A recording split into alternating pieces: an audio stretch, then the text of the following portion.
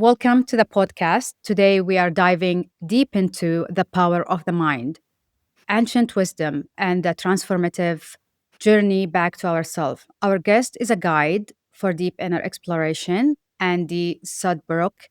Andy is shamanic practitioner, certified psychedelic integration coach, and the founder of Sacred Path, who specializes in helping people achieve profound and lasting transformation, drawing on decades of work as an ecologist and wilderness guide, and uses both nature based shamanic practices and modern biohacking techniques to help clients reconnect with mind, body, and spirit.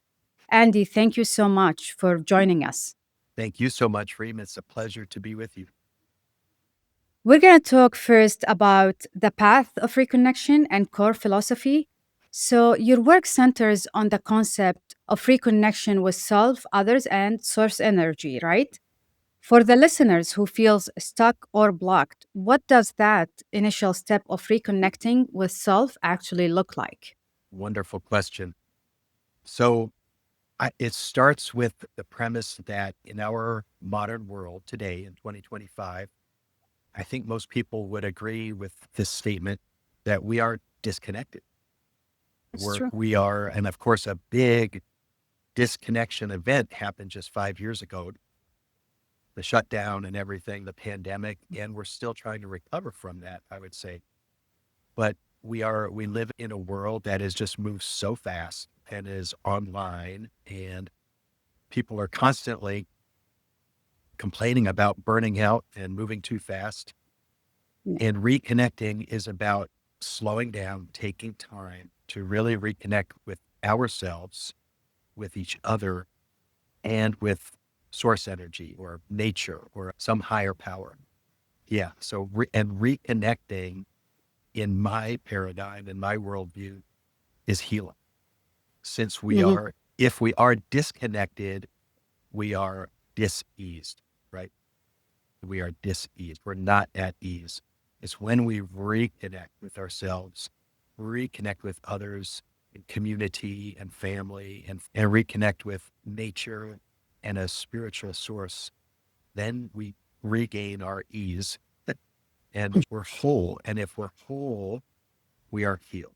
That's my thesis. So, what's your advice for people after you mentioned COVID? That didn't cross my mind, but I realized like we turned to online, work from home, everything has been done virtually. So that decreased the amount of time we're outdoor. What would you advise people to get back to nature slowly? Oh my gosh. Especially, It's just something as simple as getting out and walking in a park, walking in nature. And the more natural, the better. Some folks only have access to a city park, but hey, there's trees. yes. We feel good around trees, right? Mhm. And just all of the attributes and beauty of nature. We can in nature and feel good. Moving our bodies feels good. Being in the presence of nature just feels good. We've evolved with nature. And so many of us live in, square buildings and we work in cubicles and we Yes. are so disconnected. So literally something as simple as taking a walk during lunch or after dinner. Mhm. I love to, one of my foundational practices is every morning, I love to get out, walk outside and stand barefoot on the ground and feel the grounding and take the morning sun into my eyes.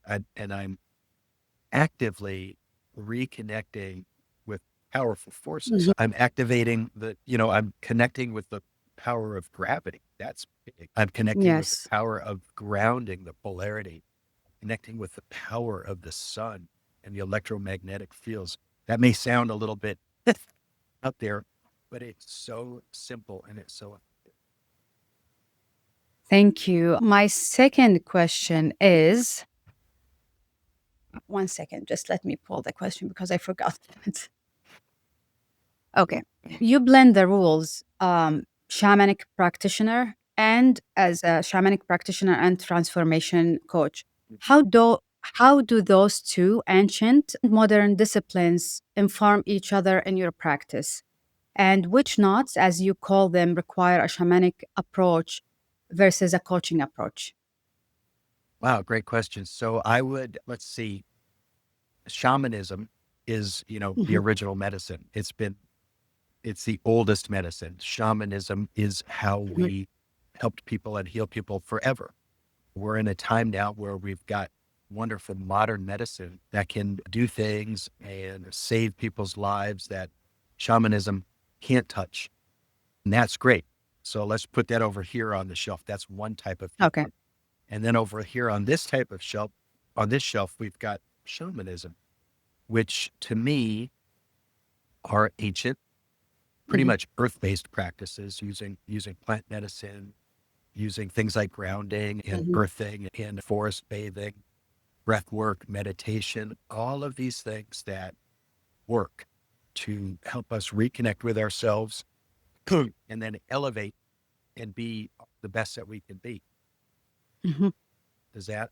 Oh, and then Yeah. you're talking about the integration. So in my world, the integration part comes in really after, particularly a profound healing experience with psilocybin mushrooms that So I opens meant them. the coaching. Mhm. Is it the integration? Yep. Integration Okay. coaching. Yeah. So what I Hmm. do, and that kind of jumping the gun here, maybe to let your guests know, Hmm. my specialty is as a medicine man, as a shamanic practitioner.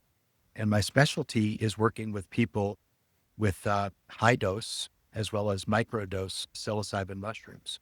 It is my favorite medicine. It's a profound medicine, as you know. I work with people in that capacity in legal settings. Let me put Hmm. that out there so we Yes. don't get Yeah. censored. Work in Jamaica, Yes. work in other places where it's legal. And my coaching comes in, first of all, in the preparation for the journey. I don't Yes. think anybody should have a high dose psychedelic experience without very qualified and skilled preparation and training. Even if If they tried it before? if they've tried it before and they had a good time, good for them. A lot of people have Mhm. done that and have had a bad time. That's why I stress, and again, I'm talking high dose. This is not, Yes. we're not talking recreational. Take a little bit and go Okay. to a concert. I'm talking about deep Yes. work, as you know, 3 grams and up. Okay. So for that kind of work, proper preparation is everything. It sets you up for success. And then proper guidance through the journey is essential to keep you safe. And then post journey, the follow-up integration, that's where the real coaching comes in. Because Hmm. folks that I've worked with, as you know, have amazing transformational experiences. And then they're left with, Yes. okay, I've got this new knowledge, I've got this new insight, I've got this new wisdom. What do I do with it? How do I utilize it? Yes. Sometimes Yes. the experience is so big and so overwhelming that the client is like, what next? And that's where I come in and say, okay, let's dissect that. Let's look at it and Mhm. let's get you on a plan, Mm. that gets you where you want to go so that we can maximize the benefit of the psychedelic experience. So coaching is very valuable. Now you'll hear a lot of folks say out in the space, and I disagree with this, that integration is more important than the medicine. No, that's not true. There's no integration without the medicine first, right? Mhm. So the medicine is a foundational but good integration post medicine makes all the difference. And so when somebody says integration is more important than medicine, they're just trying to feel better about their Yeah. integration or trying to sell their integration coaching. That But I comes believe after that, medicine. Yeah. yeah, I believe after I tried it for the first time with you and in Mexico and the retreat, I mean, I believe if you weren't there for the integration and we didn't feel safe around each other to share, I wouldn't understand what was I supposed to do. You know what I mean? Yeah. But as you said, the experience, the foundation is the medicine. And then it is important to integrate because it doesn't like, if you're taking it as a medicine, it doesn't mean anything to take it and then don't know what to do with it or like Right. with the information, with everything you went through. So before jumping to the next question, what made you decide to be That's just curiosity. To take the journey you're taking or you took as a shamanic, what made you think I need to do that? Okay, great question. And I have to answer, I did not choose it. It chose me. That Oh, I almost I had literally zero choice in the matter. Prior to, I have been a shamanic practitioner and medicine man for about 10 years now. mhm, Prior to that, I worked for 30 years as a restoration ecologist, restoring mhm. native plant communities. I've always been deeply connected to the earth, to Oh, Mother Earth, and to nature. And that has always been my passion. But what happened, it's a long story. I'll give you the elevator podcast version. About 10 years ago, I was in a near-death motor vehicle accident. I suffered extreme physical trauma to my neck, to my head. I had actually a diagnosed traumatic brain injury from that accident. oh, And because of that, I lost my business. I couldn't function. I mm, couldn't run my business anymore. And then after that, I lost my family. My ex-wife filed for divorce, and I really lost everything. I was burned to the ground completely.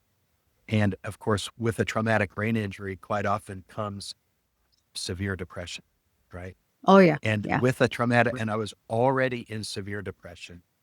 Then I lost my business and my livelihood. And then I lost my marriage and my family. That led to suicidal depression, right? I was literally there and I contemplated. I really did.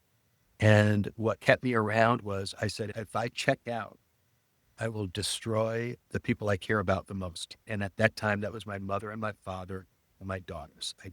I would not take that action to destroy them. But I said, well, I have to find a better way. And at the time I was going under through just classic Western medical care, which Mhm.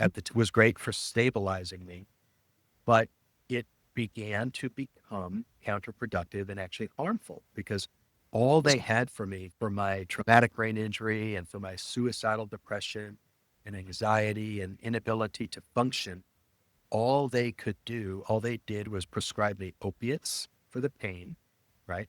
And that went on. And I said, I can't do this forever. No. And Mm, then for the depression, SSRIs and benzodiazepines. So here I am, sick, suffering, broken.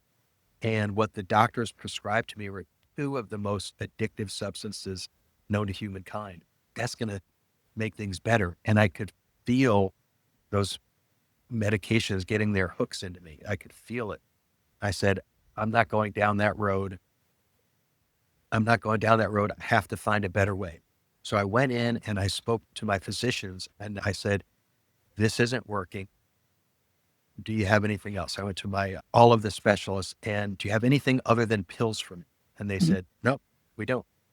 And so I said, okay, we've reached the limit of your expertise here. I have to go find mm. something because this Some, is not working for me. And I found my way to a spiritual community that mm. involves sweat lodge, Lakota, native Lakota Sioux sweat lodge. And What's a sweat lodge? a sweat lodge is every culture in the world. A sauna, and in the Native American word is a nipi. It's a built little shelter close to the ground, Mhm. and you heat stones up outside and bring them Oh, in and pour water on them, and it makes heat. uh, And so it's a natural sauna. yes, but it's not just a sauna. It's a deeply ceremonial spiritual practice, Okay. deeply spiritual. And I went to that community and I started to heal on a spiritual level. I could feel the light coming back in. I could feel the spark Mm, coming back in. And then I met some medicine people, some medicine men that took me under their wing. And I started to work with psilocybin mushrooms, right? And being an ecologist, my background, I can do some scientific research and read the papers. yes. And at that time, there wasn't a lot of, good clinical data available, but I put it together piece by piece. I said, wait a minute, if I take psilocybin, that the data was there that increases the Mm, connectivity in the brain among your neural networks.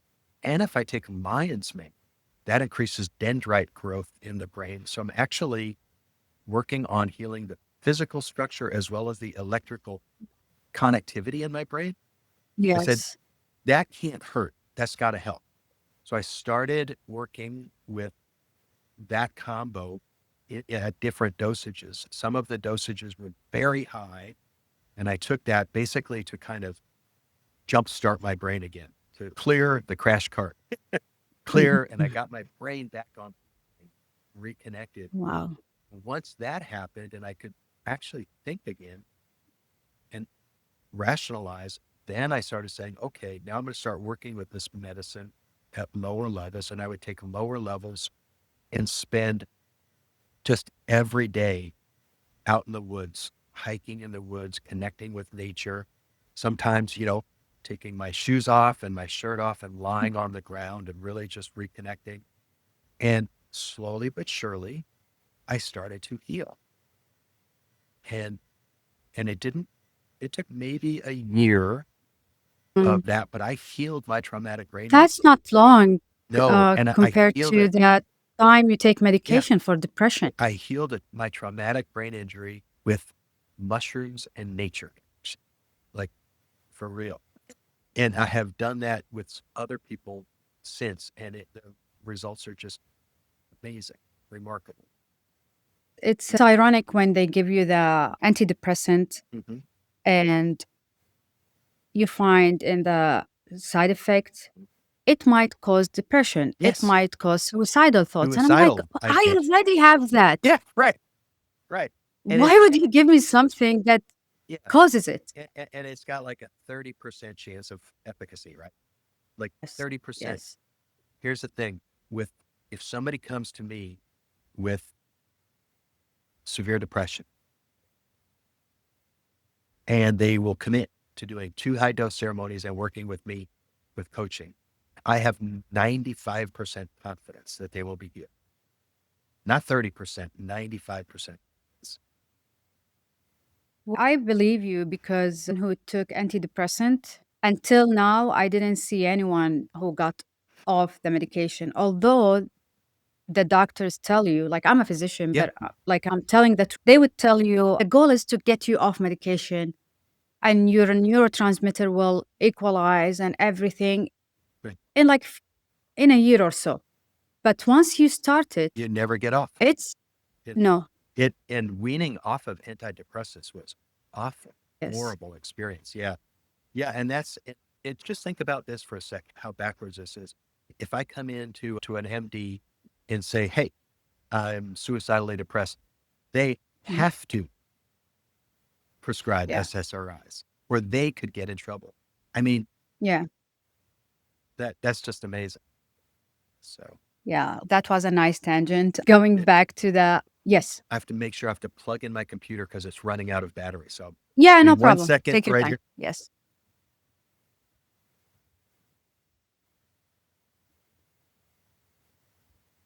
Okay, tech.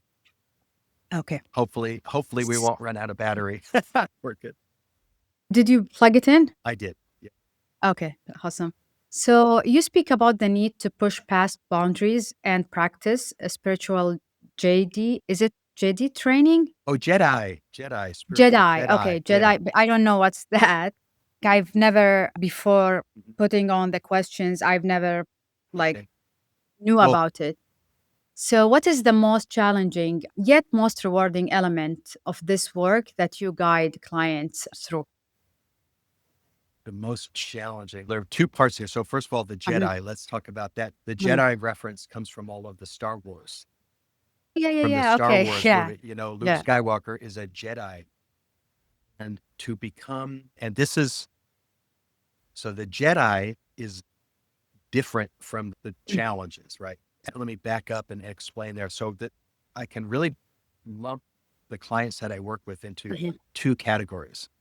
One would be, and just for lack of a better word, and it's accurate, I would call, the trauma folks that are trying to heal from a trauma, from a depression, anxiety, OCD, where there's an actual to heal. And that's where the challenges come in.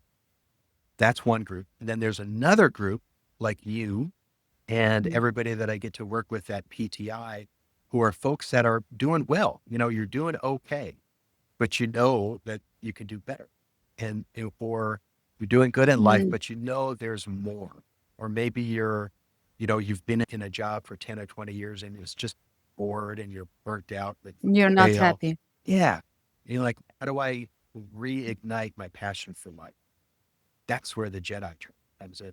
So over here we have the trauma Mhm. clients that I work with, and I love it because I get to help and watch people heal.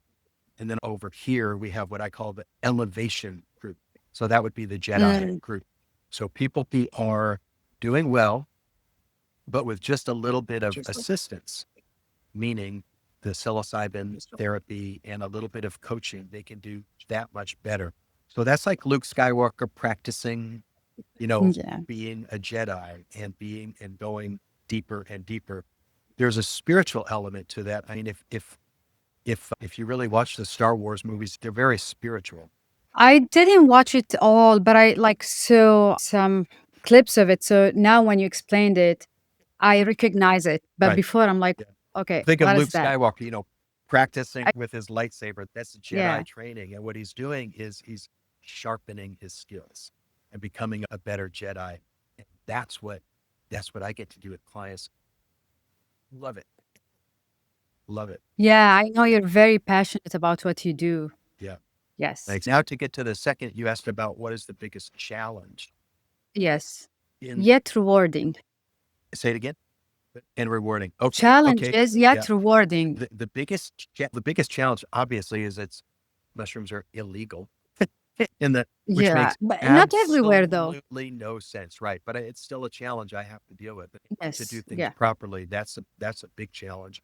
But I would say when it comes to the actual work, the biggest challenge that I face are people that have extreme control issues that can't let Oh go. yeah. They get in the way of the mushroom experience. Now, I've got great ways of working around that, but that's the challenge is when people don't trust the medicine, don't trust the process, and don't let go. But that's where my preparation coaching comes in. If we have Mhm. adequate time to prepare, that is almost never an issue. You know, it's kind of when people are in a hurry, hey, I need this now, and they don't take the time to properly prepare, and then their shields go up. That's the challenge Mm, in the work. The most rewarding is literally seeing the lights come back up in people's eyes. yeah. I mean, you've seen it as a physician. As people come in, they're just that 1,000-mile stare, no life force, All no right. chi in their eyes. You feel no energy. They're just, kind of Yeah. zombies. That's their soul. Yeah. It's like The Walking I'm Dead. not gonna say dead, but it's like a bulb that has no light in it. Yeah. It just Like a zombie. And then, yes. like, literally right after a mushroom ceremony, boom, see the lights come back on. Can see it. It's I plain as day. yeah. And I always yeah, mention that there are many misconceptions. We're gonna talk about it, but I come from a culture who I was raised that this is drugs. Like those drugs you can get addicted to. right. But then I tried it because I believe in I trust the people I'm with, and I read about it, and I was going through a tough time. So I was like, what am I gonna lose? Like, I'll do that. Although I have control issues. But I remember when you prepared us, you said, let the mushroom takes you. Don't expect anything. So every time I'm there thinking, I'm like, no, just let it go. Yeah. The next day, I laughed so much during the breath work and the swimming pool Yeah. when we did it with Chang. I don't know why I start laughing, and I didn't laugh for a month before that. You're Like I look at don't remember me. your happiness came back online. Yeah, I don't know what it did, but it did that. Yeah. Yes. Yeah. Yeah. That Yes. exactly. That's what I'm talking about. Seeing you laugh, there's the lights. Absolutely amazing. Yeah. Wow. It was awesome. Yeah. And by the way, going back to the drugs are what you get at a pharmacy. Yes. Yeah. Pharmacists are drug dealers, pushers. What I I know. work with is medicine. Yep. This is Yes. natural medicine that grows from the earth. You know, Hmm. Creator Yeah. put this medicine here on planet Earth for us, for our benefit. Whatever cosmology you believe, like this medicine Hmm. is here available. It's natural. That's medicine. That's not drugs. So talk about a PR campaign. The Yeah. government did that. Yeah. And in fact, mushrooms are one of the most effective medicines in fighting and beating addiction. How about that? So Yes. people come to Yeah. me all the time. I've got an alcohol addiction. I've got a cigarette, nicotine addiction. And I work with people, and literally mushrooms are the anti-addiction medicine. Yeah. I think it's a global everywhere, and the pharmaceutical companies don't want you to know about it. Right. Because it's Or so like, effective. Yeah. That's yes. the thing. Yeah. If one high dose mushroom, preferably two high dose mushroom Hmm. experiments with me or any qualified guide has a legitimate chance of changing and saving your life forever. That one experience. Yeah. Yeah. Pharmaceutical, they And not, just want you to take their pills for the rest of your life. And yes. we're completely diametrically opposed to that. Yes. And I this is agree. true healing and not masking symptoms. And that's all SSRIs do. That's all benzos do. That's all opiates do. They just mask. Yeah. It makes you numb. And even if you feel something and you want to cry, you can't cry. The tears can't come Right. out. Right. Yeah, I've been dealing with pharmaceutical medication, and my goal was to get off medication. And for years now, I tried to, but I couldn't. And I feel it makes you numb. Like you don't feel your feelings. Right. Right. Yeah. Yeah. Kind of a zombie walking around. And Yeah. think about it. The fact that, let's just talk about our country, the US, a large majority of people are walking around in a numbed out state. Some people might say that's by design, much easier to Yes. control a Yeah. population if they're just numbed out. And that's what makes my work so dangerous. Yeah. And we always discuss, me and Sharon. Um, she worked with some organizations and they are trying to legalize the mushroom, but I don't know how long it will take, but at least someone is out there is to Yeah. make it Yeah. legal. Again, I don't have a crystal ball. I think it's going to be like this for clinical therapeutic use within the next 5 years, right? How many people would we lose in 5 years? This is needed now. So back to my question about, in your experience, what is the single most common limiting belief or inner programming that prevent people from experiencing joy, love, and meaning of their life? That's a great question. And there are so many. If I had to pick one, it would be the very destructive limiting belief that I'm damaged or Mm. I'm broken and I'm not good enough.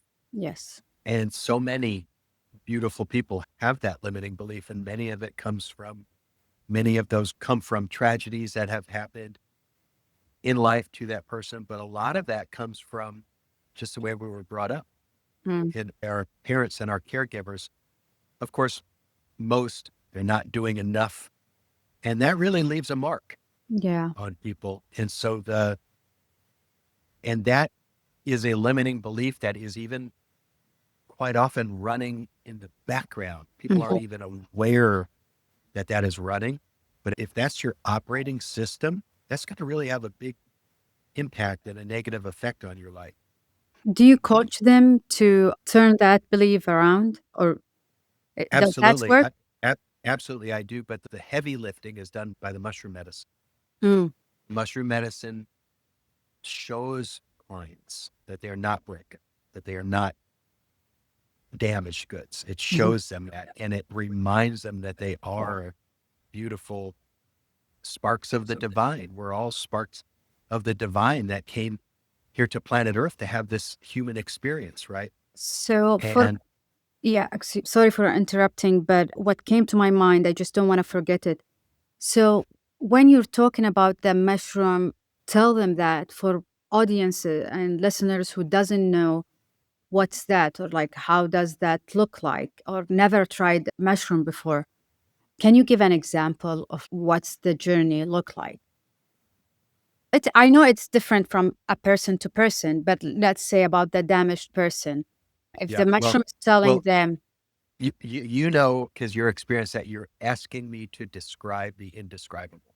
So, yeah, right. yeah, So, I can make an attempt. But again, mm, this is indescribable. You yes, have to experience to fully understand the beauty and power of these medicines.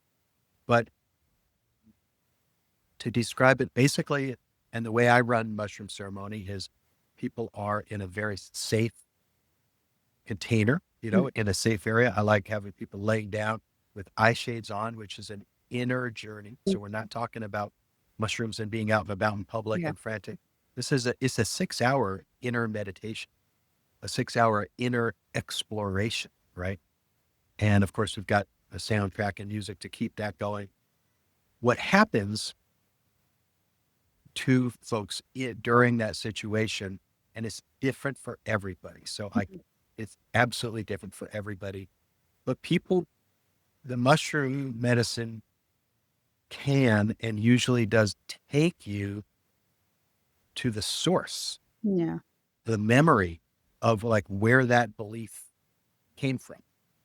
So I'm going to make something up here. For example, so let's say somebody is in a mushroom journey and they go back to the time when they were 6 years old and they did something, they made a mistake, an innocent mistake, mm, and maybe their mother or father or some other adult figure like really berated them and told them mm, how bad they were and how this, it just, it, and then that stuck. And then that became an operating system, right? That's running in the background. And mm, you just go through your life, never really aware or conscious that's there. The mushroom takes you back to that experience, shows it to you, says, this is where this started. And mm, you've been running this corrupted software.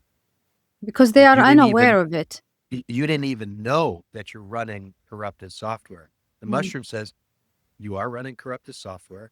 Here it is. And here's how to break free from it. So the mm, mushroom shows you how, and then I help the mushroom integrate. with Yeah, coaching to yeah, keep on track because, the magic kind of wears off. We're such creatures of habit. We can go back into those limiting beliefs and yes. negative patterns. And that's where I come in. And my job is to help, nope, to remind you and keep you on track that you are a beautiful spark of the divine. I like the mushroom on your background. It's so cute. This one?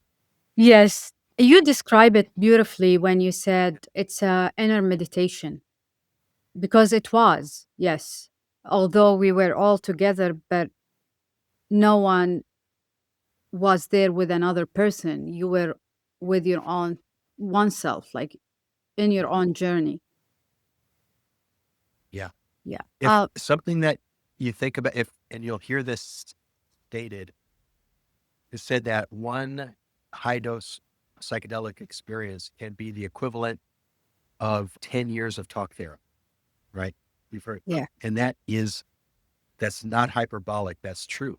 That's very true. Yeah. That's I true. I have done therapy and Yep. yeah. Mm, Yep. And I think one of the reasons for that is that, I mean, and I'm not putting down talk therapy. Talk therapy is important. It's mm, essential, but it's no, yeah.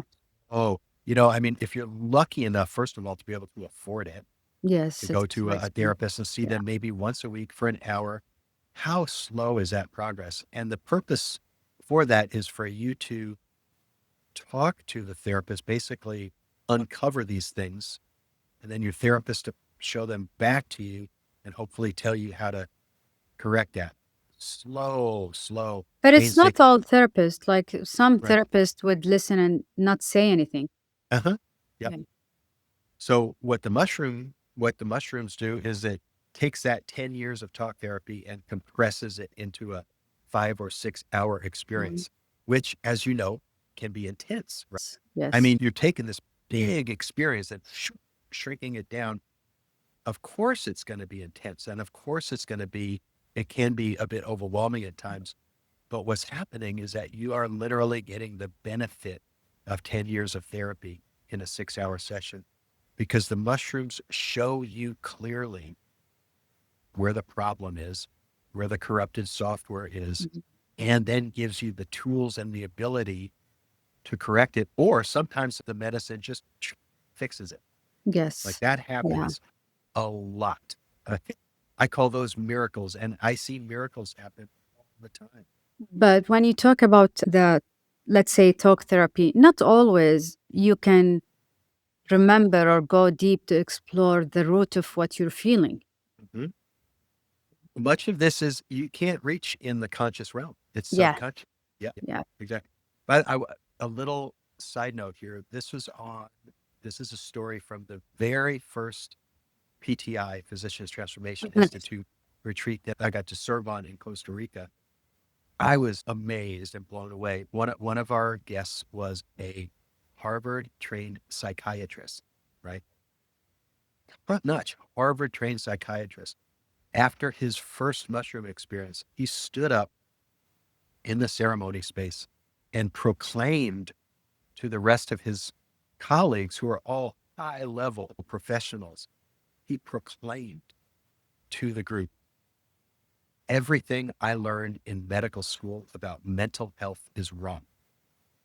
That's what he said, from a Harvard trained psychiatrist after his first high dose mushroom experience. That's Yeah. pretty remarkable. And it's true. It's amazing. Like, I have so much respect for physicians who admit that modern medicine is not always the way. It can help, Yeah. definitely, but it's not always the way. If you Yeah. don't connect to the root of your problem, it's not going to be solved. And not Exactly. everything we Exactly. learned is right in med school. Talking about psychedelic and integration, lasting change. You are a certified psychedelic integration coach. Can you define integration for the audience and explain why the work done after the profound experience is often Mhm. critical and it's very important to do? Absolutely. And great question.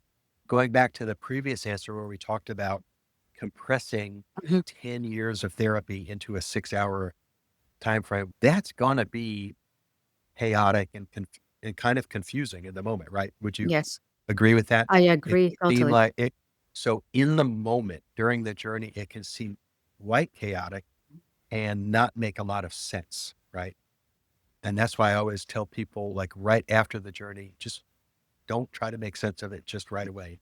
Just embrace the experience, embrace what has happened. But after a high dose experience, we've got this amazing window of opportunity of heightened neuroplasticity. Okay. Yeah, And I'll assume that the audience listening knows what neuroplasticity is. It's yeah. literally the ability to change our minds. Mm.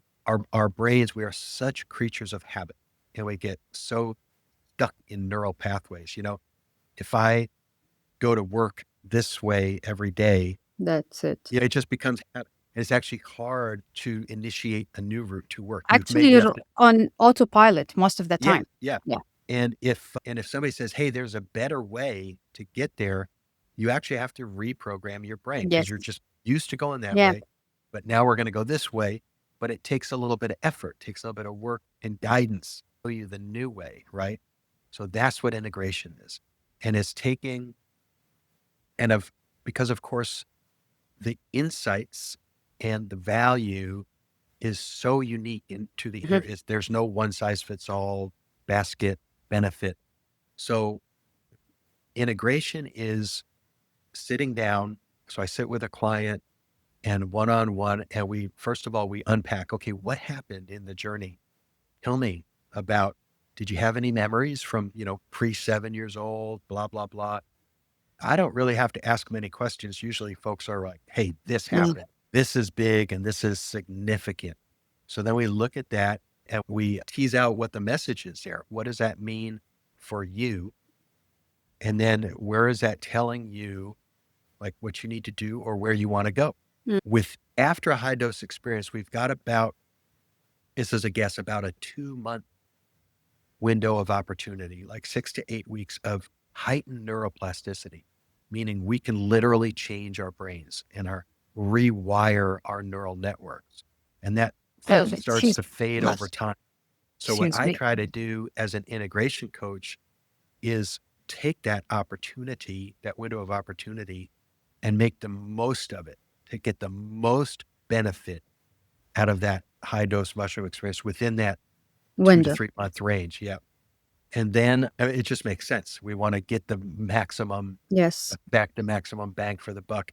And then I also work with folks, there's a way to extend that tail. And now we're getting into microdosing, where you're taking small Doses. subperceptual doses, either daily or every other day. And what that does is that extends that tail of neuroplasticity and keeps the benefit going. Another analogy I like to make of that is, let's say you go to a dealership and you buy your dream sports car, right? This thing is just everything you always Yeah. wanted, 0 to 60 in half a second. It's just all the bells and whistles. And you buy it, you take it out, but then you never change the oil. Oh, You never rotate the tire, never get a tune up, or you forget to put gas in. Is that machine going to operate at peak efficiency? no. No. So that's what like the microdosing does. We're keeping this now high performing instrument high performing rather than letting it tail off. Yeah. Hmm. But it's not forever. Not forever. No, Yes. Yeah. not forever. Absolutely. Okay. As So, as as Timothy Leary said in the 60s, when you get the message, hang up the phone. oh, yeah. Yep. Yeah. So, leveraging neuroplasticity, we know that psychedelic states can boost neuroplasticity. So, how do you, as an integration coach, help clients intentionally use the window, which you talked about, of heightened brain flexibility to create lasting changes in their thought patterns and behavior? Like, what what type of coaching, like what direction would you give them? Do this, don't do that.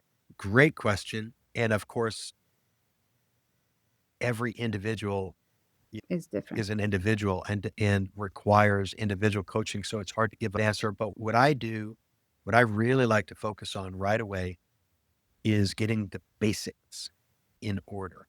And this is going to actually give a talk after I lead a retreat. You heard this talk. It's the no shit Sherlock. Yeah. It's so basic. We go through a high dose mushroom experience, have this profound transformational experience, and folks might come out with big ideas like, I want to start this business, Yeah. or I need to quit my job or make a major life change. Yeah.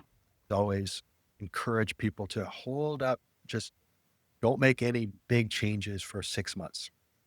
Urge will be there, but what I want to focus on is just getting your life on track, right? First of all, baseline. So I focus on 5 areas, and I'm kind of here's where the ancient shamanic practices meet modern stuff. I consider myself a biohacker, always Yes. looking to tweak and improve my physical, mental, spiritual health in any way that I can. And I'm good at that. I mean, I'm almost 60 and I'm in good shape, and that's because I practice what I Yes. preach.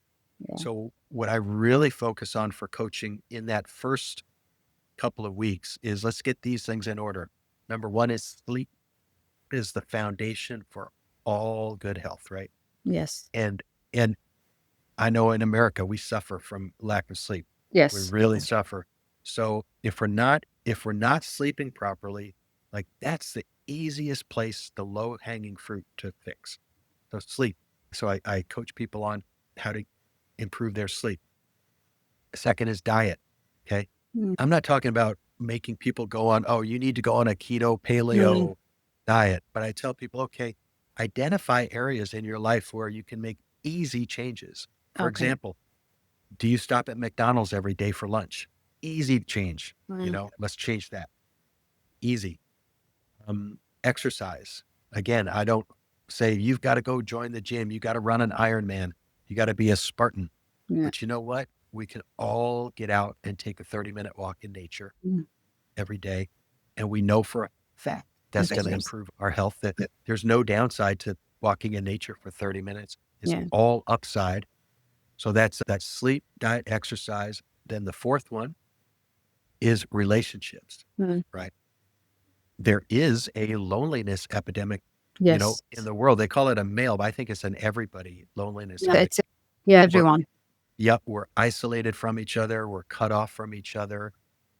And we as human beings, we've evolved to be in close connection with other Yes. human beings. Yeah. We are tribal, with just for survival. Yeah, that's the And most so important for survival is the ex- relationship, the bonding. exactly. And we can in our heads think, oh, that's not important, but we are wired. We need human connection Yes. with other people. And our modern day has really disrupted that. So I Yeah. encourage people to, again, that's something that I'm always working on, reconnecting with old friends and strengthening friendships and relationships, because I know how important those are, especially as I get older. And then the fifth one and the last one is either improving or or finding some sort of a spiritual connection. And I will never tell anybody what that should be. I love and respect everybody's spiritual, whatever path they're on, Mm. right? If that works for you, I want you to recommit to that or find that, because we all, again, we're wired to have a spiritual connection. Yes. We just are. Yeah. So how's that? So we do those, we focus on those 5 things during that Mhm. neuroplasticity, while simultaneously focusing on the big goals for down the road. Mm. But I don't want to, what I do is I get people dialed in on the easy fixes first. Yes. Because once your life is like back on track, now you're prepared to go after that big goal Yeah. Yeah. rather than the other way around. It's just the excitement after Yep. the ceremony. Yeah. Yep. Exactly. But so we keep that in line. We keep that as our North Star, right? Yeah. Let's keep those big That's the goals there. goal. But first, what was it? There's a famous quote that says, something like, I'm seeking enlightenment. First, I must do the laundry, right? Oh, Yeah, I botched that, but you get, it's yeah, like, I get yeah, the we're message. seeking enlightenment, but first we have to do our laundry. That's true. Yeah. That's true. And so Um, doing the laundry is that dialing in your sleep, your diet, your exercise, your relationship, your spiritual connection. And when people actually follow through and do that, their lives change for the better dramatically. And it's within 2 months. yeah, I So, believe that. Yeah. yeah. Yep. Well, since you work with many compassionate professionals, which is the most important piece of advice? What is the most important piece of advice you offer clients about safety, set and setting hmm before they ever engage in sacred ceremony? What is the best advice? Could you Be- repeat that? what is Rephrase. the best advice you offer clients about Yeah. safety, set and setting Okay. before they engage in a sacred ceremony? Okay. First of all, they don't have to worry about that. If they're working with me, Mm. it will be safe, and the set and setting are taken care of. Right. So Yes. my biggest advice is, don't do this alone. Just don't have a skilled, competent, trusted guide to prepare you, to be with you through the journey, and to do the follow-up work after. That Just don't do it alone. You wouldn't do brain surgery on Yeah. yourself. Yes. Yeah. So work with a Mm. professional. And at the beginning of that question, you mentioned that I work with a lot of compassionate, caring Yes. professionals. I love the fact that I get to work with clients who are sent to me Mm. by psychologists, psychiatrists, MDs. They're saying, who have enough humility to say, I can't help you, but I know who can. Yeah. Right. And so what I do in that setting, let's say somebody has a long relationship with a psychologist. The last thing I want to do is interfere, mess with that. Yes. I want to keep that going. But I love it that I've got relationships with many psychologists who would trust me, and they send their clients to me just for some mushroom ceremony sessions. We do that work, and I work with them a little bit, get them kind of packaged up, and then send them back to that Mm, professional. And now they've got so much unpacked and uncovered to work on and to improve. I love that yeah, dynamic that's relationship. awesome. It takes a lot for a person to say, "I can't help you, but I know someone who can." Yeah. It's so common in everybody's Yes. referring. And so fortunately, there are some good folks out there who are not afraid to refer clients to me. And I'm honored by that. Yeah. So how do you know that this shaman is good guide like for you? How can we tell? Is there is any characteristics? Is there any thing Well, we can look for? you Let's can, say if it's not you. yeah, you can. It's hard because the fact that psilocybin mushrooms are still illegal in the US Yeah. at the federal level, we can't really advertise. But if you start to dig and start to look, you will find us. Okay. And so just start Googling. But I would make sure, I would recommend that anybody that is going to find a guide, get some personal referrals, right? Hmm. Not Yeah. just a written online thing, but ask around your friends. Do you know anybody? Do you know? Mm. I get 100% of my work comes word of mouth, Yes. Yeah. and I'm booked, and I love it. So that's just the nature of it right now. But make sure that you get some personal Yeah. referrals, because unfortunately, there are a lot of unskilled and less than qualified folks out there calling themselves guides these days. Yeah. And so beware, be cautious, and really look for somebody that has experience and history doing this work, and Yes. who does this work themselves. Yeah. Yeah. Okay. The non-psychedelic tools, which I experienced with you too last year, I think, for the Mhm. first time. For those who are not ready or able to engage with plant medicine, what are the most potent non psychedelic tools, such as specific breath work, deep meditation, that you use to facilitate Okay. expanded states of consciousness and deep inner work? Gotcha. Quick question. I would consider breathwork to be highly psychedelic. Oh, really? It's just, isn't it? I mean, Yeah. I've But it amazing. changes the chemistry of the brain. Yep. And Yeah. people have amazing psychedelic experiences. But so let's say non-substance related. You don't have to take anything. Yes. Yes, breath work is, and then that's another thing I've trained in. I'm a certified breathwork facilitator. I lead just old school holotropic breathwork, and people have amazing breakthroughs. I have Yes. had amazing breakthroughs doing breathwork. So I like to use breathwork as a kind of Mm. an introduction. It gives people a little bit of an idea, a little bit of a taste. Another beautiful practice is meditation. Mm. Meditation, unfortunately, is probably going to take you many years to get to the Yes. place where you can get to immediately with psychedelic assistance. And some of my favorites, my favorite non-substance related, are really literally just being in nature, Mm. connecting with nature, walking barefoot, grounded on the earth, consciously getting the sunlight into your eyes every morning and hopefully every evening. Yeah. There's something about the quality of Sunset. the light at sunrise and sunset, right? Mm. There's something about it that just, we've evolved with that, and it calibrates us. When we get that morning hit, man, it just Yeah. energizes and wakes us up. And then if we're out in the evening and we see the soft sunset, there's something about that just Mm. calms us down, kicks in our melatonin production. That's natural medicine. That's free Yeah. for everybody, right? It's right there, and we ignore it. And my favorite practice that I do, and sometimes I'll couple this with mushrooms with a very low dose, is forest bathing.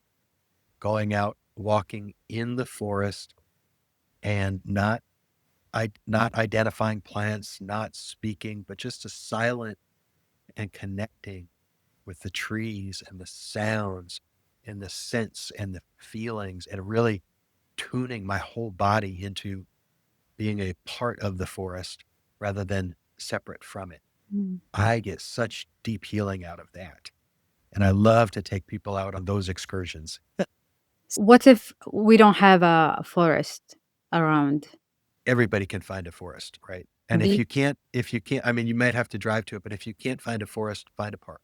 a Find park. someplace that has nature. But I'm gonna be a purist here and say that the more natural, the better. I don't think I don't think the benefit from walking in a park is equivalent to the benefit of walking in a real forest. What It about makes sense. beaches? Yeah. Oh, beaches, amazing. Yeah. Oh my gosh. And so many beaches are just so grounding, right? Yeah, And I we get love all the walking on the sand. It feels yeah, different. yeah. And the ionic exchange is Yeah, different. And we're so grounded and we're walking on the sand. Yep. And again, just all of the sights and the sounds yeah. and the smells, like when we were in Mexico, Yes. in Yeah. Puerto Vallarta, you just at any time we spent on the beach was so magical. Yes. Yeah. Natural healing. Yeah. Yeah. It Even is. the breeze, the air is so clean. Yes. Yeah. Yeah. Yep. Indeed. You have a background, as you said, as an ecologist.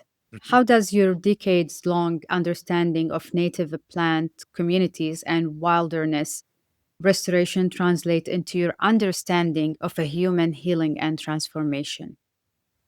Really great question. Thank you for that.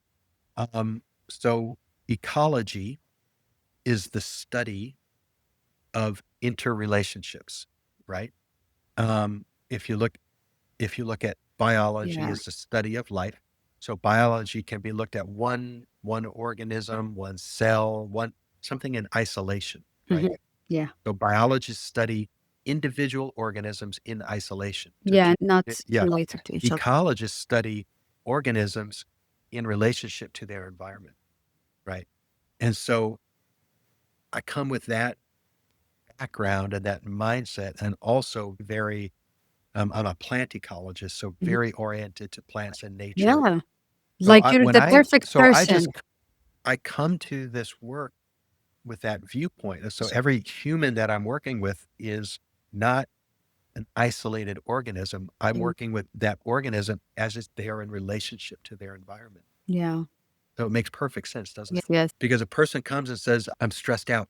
I'm at my wit's end. What are the conditions? Mm. It's your environment that's causing that. It's not, so I can't fix the organism unless we address the environment. Mm. So that just really blends well to being what I would consider myself a holistic practitioner. Yes. That parlays to modern medicine as well, right? Yes. Yeah. You have specialists and generalists, and I like that I can be a very specialized generalist. That's a good way to put it. I, And looking at the client as a whole, as an ecosystem, not as just an organism. Yeah, yeah, not as isolated from the yeah, environment and circumstances around him.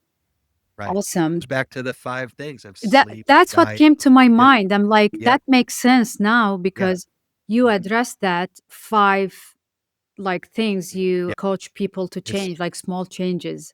yeah, it's systems thinking, right? Yes, yes. Systems thinking. Yep. So, how can the average person use nature, even a local park, as you said, as an active tool for healing and finding alignment rather than just walking without Mhm, having an intention or not thinking of mhm. what he can get out of that?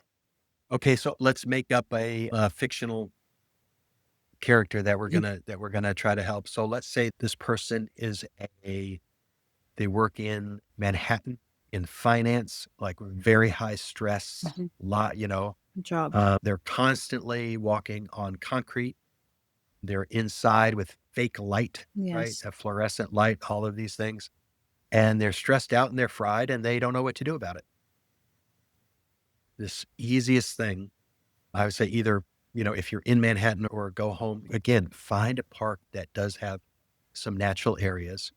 And rather than walking through it and listening to a podcast, which a lot of people do, and they Mm. think they're multitasking, but they're not, find a park and really tune into the nature. Mm. So shut the podcast off, Don't be looking at everybody. I would say go sit, park bench, close your eyes for 10 minutes. Feel the sun on your face. If you can, take your shoes off and put your feet on the ground. As simple as that. Not And on just concrete, though, right? not on concrete, Yeah. preferably on the ground. But basically, here's the prescription: sit down and shut up. Yes. You know, just Yeah. just get quiet in nature and and over time, slowly, consistently, that will help. But Yeah. you've got to take the time to reconnect with nature. Yeah. Connecting mind, body, and spirit. How do you help people achieve alignment across mind, body, and spirit? Mm. Are there specific small daily lifestyle changes? To the 5 things, doesn't it? Oh, yeah, that's So true. I cover all of that with the 5 things: mind, body, spirit. So, Yeah. what do you do if someone really wants the help and they try to put on the work, but they would say, I don't have the time to meditate. Like, I don't have the time to sit alone with myself. I can't help you.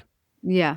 If you won't find time for yourself, I can't help you. So you would tell them if you don't stick to the your advices and follow the 5 changes, it won't work. You would be straightforward with them. There is a thing called personal responsibility that Yes. you know, We all have, and yeah.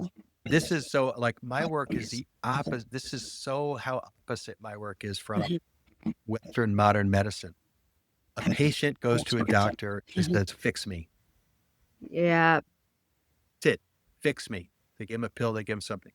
A client comes to me and they say, fix me. And I say, I can't, but I can show you how to fix yourself. But you have to do the work. It's not Yes. taking a pill. You have to do the work. So it's a different paradigm.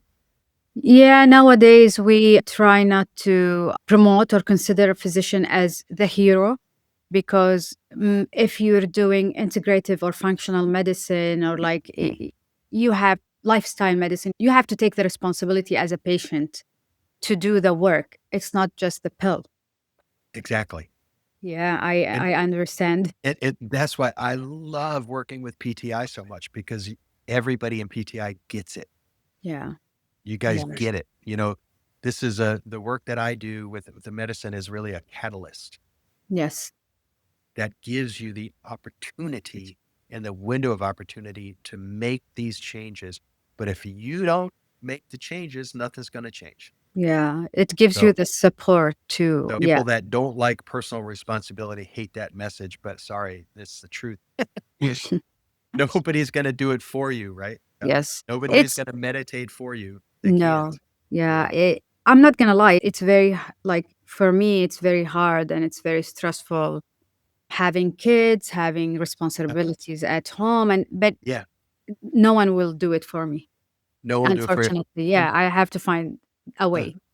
And let me address that too on a personal level. For example, now I do meditate. I have a practice and I sit in eyes closed in silence for 20 minutes in the morning. Some days that's a chore. Like some days it Yes. feels like I just want to get up and going. But so I don't necessarily do that every day, but something I am really good about doing every day is getting out and taking a walk in nature. Right. And what I'm doing there is I am multitasking. No, I'm not multitasking by walking and listening to a Mm. podcast. You're When, meditating too. yeah, I'm meditating. When I'm in nature, I'm in a meditative state, Yes. right? Yeah. And the more I walk in nature, the more meditative state. So I'm getting exercise, I'm getting fresh air, I'm getting sunlight. So vitamin D, I'm getting my meditation. I am feeding my being with beauty in all of the Yes. sights and the sense and sensory inload. And I'm also having a spiritual experience Yeah. because I'm connected to the earth. So I'm hitting body, mind, spirit just by taking a walk in nature. Yeah. And so I look for, being a biohacker, I look for ways to move the needle the most with the least effort. And for me, like I have found that man, that just checks so many boxes, right? So if I sit to meditate, I'm checking a couple boxes. If I go out and I meditate in nature, for me, this is for me Mm, personally, not speaking for everybody, it checks so many more boxes, right? okay. Yeah. And I can be very time efficient about that too, Yeah. right? It And makes like, sense here. yep. And I know, I mean, you're busy, you're a professional, you're a mother, your time is pulled in every direction. But I love But nature. exactly. And so my biggest recommendation to you, Reem, would be if you like this to commit to, man, I'm going to get out and walk in nature for 30 minutes every day, no matter what. Yeah. Maybe that's in the morning, maybe Another it's after another dinner. thing I like to do Mm, is sitting in the while everyone is asleep or once they go to school and Ali is out of the home, I would mm, sit outside and have like my coffee, perfect. listening to the noises of birds, winds, Yeah, and the water is so calming for me. there you go. You're Yeah. doing it. You're doing it. And right there, that's your morning. I would like to call it a spiritual practice Yeah. because you're connecting with other beings. You know, you're Yeah. And connecting with nature, connecting with a higher power. it's Maybe, very energetic, to be yeah, honest. Yeah. yep. So before we close or end the podcast, I want to ask you to talk about sacred health path or sacred path, Sacred Path. That's sacred the name path. of my, So talk to us about it. How can clients reach you? What do you do? So our audience can know what's your work is and can reach out to you. sure, absolutely. Thank you for that question. Hopefully we'll post my Yes. email or my email is easy. It's Andy at sacredpath.co, Yeah. not .com. That messes some people up. And my website, which I'm updating right now, Yeah. again, is sacredpath.co, not .com. The best way to kind of vet me, if you want to, if find out about working for me, is go to my Instagram page. I live such a wonderful, fun, adventure-filled life, and I love to post that Instagram to kind of inspire up. Yeah. Hey, this is possible. You can live an amazing life. And so I Yeah. like to show. So that's a good way to go see, get really check me out, see what I'm about, see what I do, and contact me there. But just shoot me an email or send me a DM and we'll get the conversation going and start from there. I don't work with everyone, but Mhm. I turn very few people away. There has to be a contraindication or something that I would turn, but I would love, especially folks that are listening to Yeah. this podcast, our kind of people Yes. together. And if you want to experience this medicine, this in the safest, most fun, most beautiful, come on a PTI retreat Yes. Yeah. We would love to have you where I'll guys. be. Yeah, because that is just those are my And favorite. I don't recommend anything that I've never tried. I've tried the sacred ceremony for the first time in my life with you.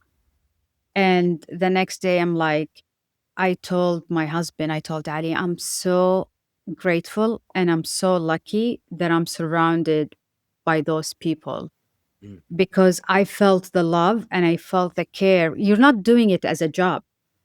You actually, everyone there, like the instructors and you, were really caring about our journey and about our yeah, experience. So I love that. I would recommend it 100 times.